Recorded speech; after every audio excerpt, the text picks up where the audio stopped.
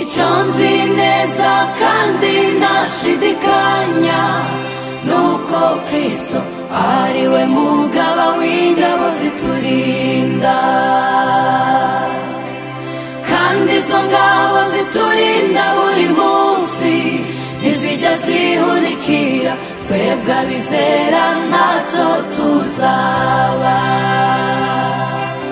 Isi ndetse n'ibyayo byose ntibyangura muri Kristo, kandi sinzateshuka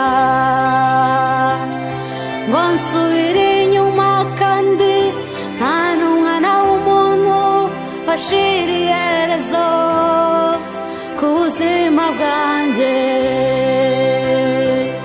Ndakomeye kuko mfite Kristo ari muri njye, nanjye ndi muri we. Yanujuje amashimwe mu mutima wanjye, nzahora mushima bitagira ingano. Isi ndetse n'ibyayo byose ntibyangura muri Kristo, kandi sinzateshuka ngo nsubire inyuma, kandi nta n'umwana w'umuntu washira iherezo ku buzima bwanjye. Ndakomeye kuko mfite Kristo ari muri njye, nanjye ndi muri we.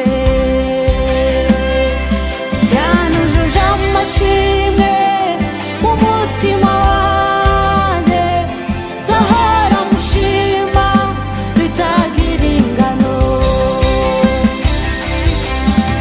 Icyo nzi neza kandi ntashidikanya nuko Kristo ari we mugaba w'ingabo ziturinda, kandi izo ngabo ziturinda buri munsi ntizijya zihunikira, twebwe abizera ntacyo tuzaba. Icyo nzi neza kandi ntashidikanya nuko Kristo ari we mugaba w'ingabo ziturinda, kandi izo ngabo ziturinda buri munsi ntizijya zihunikira, twebwe abizera